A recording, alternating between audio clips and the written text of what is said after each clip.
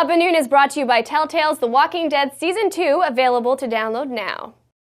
Previously on Up at Noon. Brian, we just got a great email. Up at Noon is sponsored by The Walking Dead from Telltale. Awesome. Party time. Exactly. I'm going to take all the money. I'm going to give it to you. I need you to go out and buy awesome Walker costumes. Yep. Blood, gore, everything. But you cannot, do not, under any circumstances, spend it on alcohol, okay? Got it. Brian, what? You clear it. The words pop up that you don't. It says you forgot it. What do you mean they pop up? Right here. I say something, and your little wheel in the mouse goes, and then it's up above my head. The words pop above my head. Yeah, sure. So it's just okay. Just speak. Just real, power through real this, quick. right? Real quick. Buy Walker costumes. Yep. Don't spend it on alcohol.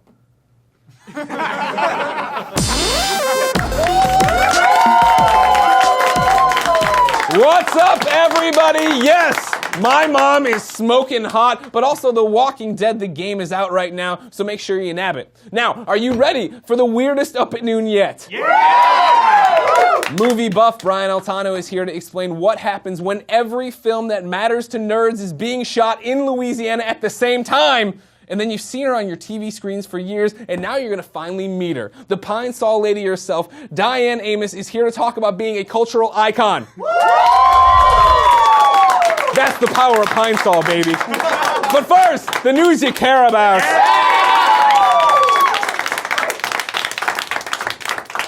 Capcom estimates that it's 10 times harder to develop games for next gen than it was for last generation's consoles. So sadly, it looks like there will only be 10 Resident Evils, 12 Monster Hunters, and 27 Street Fighters this generation instead of last year's 40. Still no Mega Man, though. I know, right? You, Colin. A professional Halo player has been hired by Halo 4 developers 343 Studios. Now, unfortunately for him, he was hired as 343's janitor. Stay in school. These video games, they don't pay you the big bucks. Get a real job.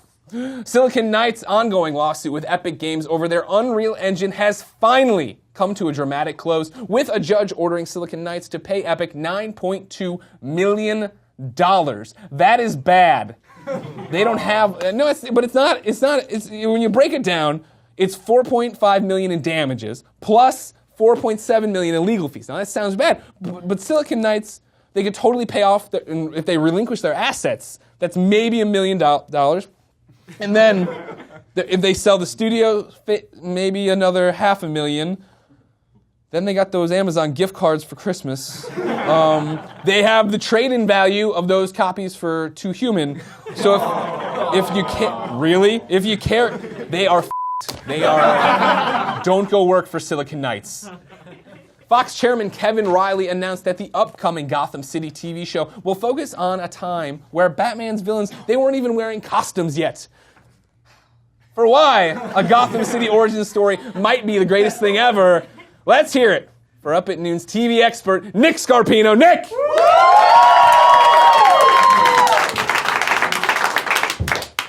Greg, if there's one thing we all need, I think we can all agree, it's definitely more origin stories, right? I mean, an entire show not about Batman sounds awesome. No. Everybody knows the best part of Batman Begins is the begins, not the Batman. I could have done like 2.5 more hours, maybe 3 more hours of him just trying to climb that mountain to that sweet League of Shadows hideout. Now, I'm not going to flat out guarantee that this will be a huge success. I mean, Lord knows my barometer has been off since I just watched all 67 seasons of Law & Order SVU on Netflix, but I will go out on a limb and say that I, for one, cannot wait for the Gotham Season 10 finale when Bruce Wayne finally decides on the color of the boots he's going to wear.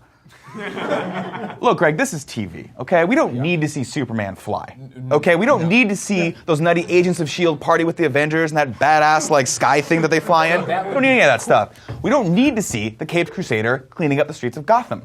Because, to be perfectly honest, Gordon really did all the heavy lifting on that one over the last 75 years. I mean, if you think about it, all that Batman guy did was wear tights and make me question my sexuality. Thank you for your insight, Nick. Go ahead.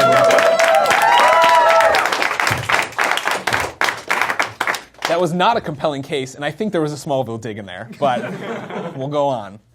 Smallville's a great show. And finally, it's been announced that the next Jurassic Park, Terminator, and Fantastic Four movies are all being filmed in Louisiana this year. What could possibly go wrong? For what happens when these worlds collide, we now go to Up at Noon lead writer Brian Altano. Brian! Thank you, Greg. These films have seen their share of ups and downs, and now that they're all being filmed in the same state at the same time, I say, it. Let's mix things up a bit. Let's imagine exactly what would happen if Jurassic Park, Terminator, and the Fantastic Four all came together. Are you ready? Yeah. Yes! Power me! Scenario 1. A time-traveling Terminator is accidentally left on set of Jurassic Park 4 and gets added to the script by interns. Roll with it. The Terminator kills most of the dinosaurs, and then Jeff Goldblum hits on the Terminator and gets the Terminator's phone number. They then fall in love and have a traditional Jewish robot wedding. Scenario 2. Giant deadly dinosaurs are accidentally left near the Terminator 5 film set. They get added to the script by interns and become warriors in the war against evil megacorporations. But since dinosaurs can't hold shotguns or wear leather jackets because they have funny-ass arms, all the action sequences are totally adorable. That's right, Pine Sol Lady. Brian, I mean, that sounds like a comedy. That is not. I mean, you want them to make the Terminator series into a dinosaur comedy about funny T-shirts. Scenario number 3. Geez. Dinosaurs and Terminators are both sent to the set of Fantastic Four. Nobody stops them. Mr. Fantastic is killed by a T-Rex in the first scene because that man is terrible. The Human Torch is then killed by a Terminator in the second scene because that man is even worse. The Thing marries a Triceratops because that's hilarious.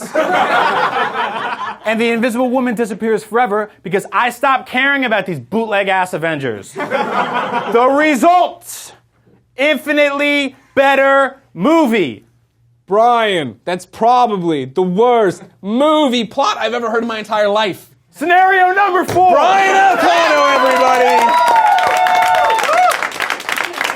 Man, I'm surprised Brian was able to keep that bit as clean as he did. Speaking of keeping it clean, Greg Way, my next guest has been keeping it clean for years on your TV screen.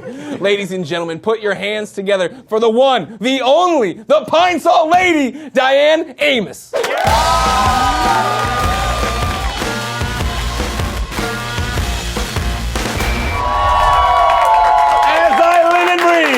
Diane Amos, how are you? I am great. How are you? I'm excellent. What is it like being a national treasure? Hey, I love it. You know, Yeah. it's a perfect level of fame. It's a perfect level of fame. There you go. Mainly because no paparazzi's following me to the store. Sure. No one cares what kind of bathing suit I wear for real. And, right? And so it's good, you know, but yet I get recognized every day. So it's really awesome. At lunch, you dropped a number on me I wasn't prepared for. Oh, You've yeah? been the Pine Sol Lady for 20 years. I have. Holy I right? When you got it 20 years ago, and dinosaurs were still walking around. Yeah. What, I mean, did you have any idea it had the possibility to be something like this? No, you know, it's like every audition counts. So I went, I did my best. You know, when they first interviewed me, they were like, "Oh, she's pretty good," but you know, I mean, I have a lot of things that aren't really spokesperson What does that qualities. Mean? Oh, I don't know. I'm black, long braids, teeth, all this, all that. And then they went nationwide, but they came back to me because people remember me when they see me on TV. Right. Yeah. Did you, I mean, like, I think now we can say it without, did you feel, but I mean, like, this was a pretty awesome step. Oh, it was amazing, yeah. Like, when you were going out for roles like this, were you getting stuff like this already? Like, well, I was definitely doing, it was right when Real People commercials started taking place. So I was working pretty regularly, but this was just like a shroom right off. It was awesome. Yeah. So tell me a little bit. What's the story behind the Pine Sol Lady? Where do you come from? Where do you hail from? How did this all begin Well, for you? I was born in Indianapolis and raised here in San Francisco since I was 7. Okay. Yeah, right on. Professional, San Francisco. yeah. Professional at 15 out of Washington High School. Damn. Yep, had a teacher who I started taking improv. Yeah. By accident, didn't really do it on purpose, but man. How does that? Where you just walked into the wrong room? No, it said drama. It didn't say improv, so I took okay, it, right? okay. Because I took every drama and choir class. And when I got there, you know, I was, hey, you can call her teacher Mary. I'm like, oh, this is all hippy-dippy and everything. But, oh, man. But it turned out to be absolutely awesome because really everybody in my family is funny. Yeah. And so, you know, we're at the dinner table. I mean, you could die laughing in my household. Yeah. So I didn't ever think I was going to get paid, like, to be funny. So Yeah. when it happened, I was like, this is too good. And improv is definitely my forte. Awesome. Yeah. And so you still do that to this day, right? I Lots do. of people I think would just think, Yeah. Pine Sol lady. Oh, She's yeah. getting these Pine Sol I checks. still do chilling out. stand I could, but I don't. Right? I still do improv. I have a group that I'm performing with every Friday night at the Berkeley Marsh called the Marsh Jam, and we are hilarious. We're old school, and we are getting down over in Berkeley every Friday night.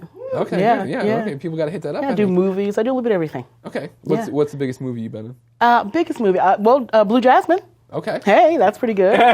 Did a movie with Paul Newman called Where the Money Is. 9 months, Copycat. Been all over the place. Okay. Yeah. So then, for people like me who don't know anything, what does being the Pine Sol lady entail? Like, is there like a Pine Sol phone they might call you on? You have to run out and do it? Or? I don't know about it. Right? Well, we shoot anywhere from 2 to 4 times a year. I do personal events like corporate events, and I did a 4-year speaking tour, motivational speaking, where I spoke to sisterhood and women not being overly competitive in a negative way, and just promoting them, I like being around strong women. I'm not jealous of any woman who's doing her thing really well. Sure. And so I spoke to that and how we should help each other as opposed to, take each other down. And, I do a lot of stuff. Yeah. One strong woman working. Woman on the set. And so I get to do a lot of things like that. It's really great. I go into schools and I talk, and not necessarily connected with Pine Sol, but I go in because children are looking at me. They're looking at me saying, well, she can do it, I can do it, and that's for real. Right. Yeah. That's one of the things I find most fascinating about you. Yeah. Is like I was talking about it, like when, I learned of your San Francisco-ness because I go to this bar, and they're like, oh, the Pine Sol lady's been in here. I'm like, bull. Pine Sol. And then first off, you say those words, the Pine Sol, you're like, that kind of sounds offensive. Can we call her the Pine Sol? And then you go to the Pine Sol's website, and there's a section called the Pine Sol Lady. There you go. And then you click on the Pine Sol Lady section, and I was expecting to be some made up bio like Flo from Progressive. Oh, no. But it's really you. And this is the part that blew my mind. It's at the bottom of her bio. There's more links, and it says, if you like the Pine Sol Lady, you might be interested in the Pine Sol Lady's mom. Hey. And I'm like, yeah, okay. But you tumble down this rabbit hole of I mean, people who see you on TV, right, are, well, she's a corporate spokesperson, sure, right, that's what right. she is. But then you go to Pine Sol's YouTube, and you are there, doing these videos about your own upbringing, your struggles, getting going and everything else, and then going out and helping other people, right? You do the whole thing where you SWAT team people's houses, and you're like, I know, right? You're a cool lady, and you've won a free cleaning of the house. Come outside and talk to me while they do it. Yeah. Where does all that stem from? Is that you pushing them to do that? Is that them working with the goals you're already going for? I think it's a campaign that's germane to who I am. I mean, I was raised, in a pretty different upbringing. My mom came out when I was 7 as a lesbian. And so I was raised with 2 moms, one black, one Jewish. Hey. And hey, that's a lot of momming. Yeah.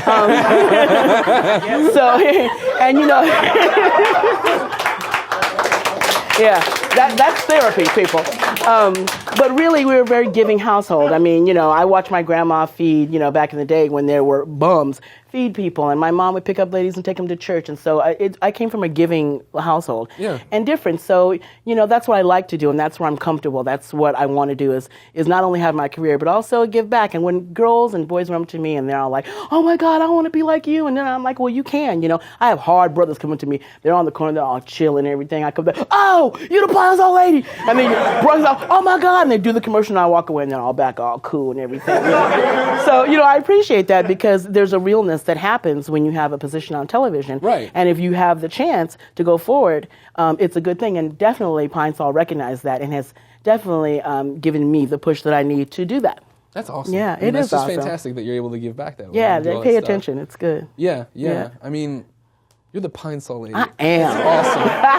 How did I don't remember. Of course, I was young when the first commercial aired. Did you come up with the slogan? That's the power of Pine Sol, baby. Did you have the baby? No. They write that. They do all this. Okay. No, and yeah, that was way back. It was 20 years ago, and so it was like 5 bottles of, 1 bottle of this equals 5 bottles of the other, right? Yeah. And I was like, well, I'll stick to my Pine Sol. And that was the first time.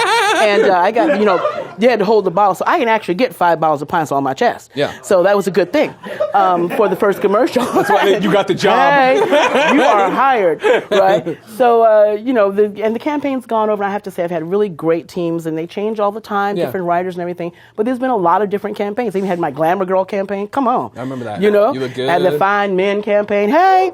So, I mean, I was like, no, honey, he's gay. But don't you worry, hubby. But no, I mean, it's all been a really great opportunity to just be out there and just have a campaign that goes on and on. You know, you keep wondering, what are they going to do next? But you know what? They're working on it right now as we speak. Yeah. Okay. Yeah, the it's a Pine good Sol thing. phone will be ringing when you get home. That's what I'm talking about. What you have children. I do. They've grown up with their mother being the Pine Sol lady. Yes. Is that okay with them? Oh, well, yet pays their bills. But my son was 8 when I first started being the Pine Sol lady, and actually it was very hard for him. Kids were, once I went on television, they were harassing him at school, trying to beat him up for money. They didn't know I didn't quite have all that money yet. So it was kind of interesting for him. Now it's fantastic. My daughter's only known me as the Pine Sol lady because she's 16. Sure. And, you know, she'd be at preschool and I'd come on TV and she's like, like, my mom's in a box. I was playing with blocks and now this is my mom and then she's gone. So, you know, it's interesting, but now she's used to it and she shares me and my family shares me because any and every day we go out, someone stops me for pictures or this or that. And so, you know, it's an okay thing. They love it. Yeah. Do you still love it? Oh, are you serious? I'm just making sure. I totally love it. Oh, it's great. It's totally awesome. And people are kind, and you know, it's all races and genders. Like, you know, they think that Pine Sol is like a woman's thing, but I have many men who come to me and go, you know, I do the cleaning in the house, and I just want to let you know I really like the lemon. I'm like, hey, you know, right on, you know. And I have the men that come up to me and they're like, you know, like, yeah, you know, my wife.